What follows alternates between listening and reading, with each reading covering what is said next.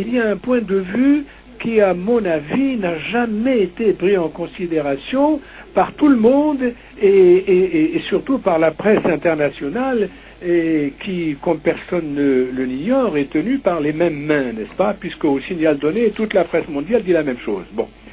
Alors, lorsqu'on a un adversaire en face de soi, qu'on n'est pas d'accord avec quelqu'un, il faut essayer de se mettre à sa place et voir quelles sont ses raisons, quelles sont ses motivations. Peut-être qu'il a raison, peut-être que c'est nous qui nous trompons.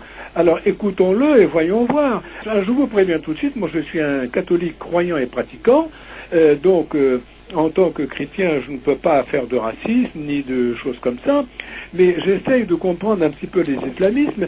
Les islamistes, enfin, puisqu'on les appelle comme ça, ce sont des gens qui ne veulent pas de notre démocratie, parce que la démocratie, pour eux, ils savent ce que ça veut dire. Ça veut dire que si la démocratie s'installe chez eux, ça veut dire que les hommes vont devenir des femmes et les femmes vont devenir des hommes, que la dépravation des mœurs, la décadence, la drogue, l'irrespect des enfants envers les parents et les professeurs va grandir, et ça va être le grand foutoir que nous avons en Occident, et dit chrétien. Alors, ils ne veulent pas de ça, ils veulent que le respect de la femme, des parents, des professeurs, que la morale continue d'exister dans les pays pour que les hommes continuent d'être des hommes et non pas des bêtes. Alors, comme ils voient qu'ils n'ont pas d'autres moyens de lutter contre cette avancée de la pseudo-démocratie qui amène la décadence et la dépravation et la désolation, eh bien, ils ont des actes de violence parce qu'ils n'ont pas d'autre choix. C'est un peu comme ces malheureux Palestiniens qui se suicident, qui se transforment en bombes vivantes. Vous savez, pour en arriver à ça, faut-il être désespéré quand même.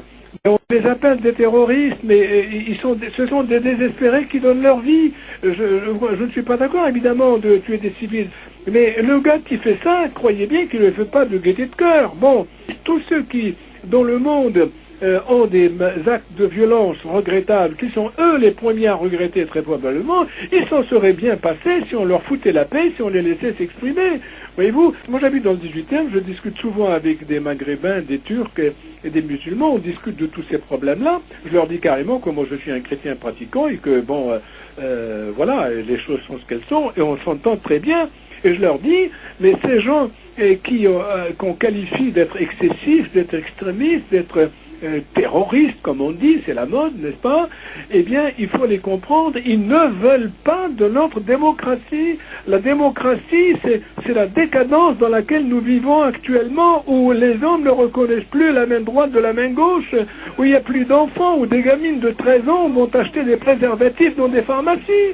Mais c'est abominable, les arabo-musulmans dans leurs pays respectifs, ils ne veulent pas de cette civilisation-là. Justement, les gens, comme dans le monde arabe, voient les choses différemment. Ils ne voient pas uniquement les choses en termes de démocratie et de droits de l'homme, même s'ils les souhaitent. Ils voient aussi les rapports nord-sud.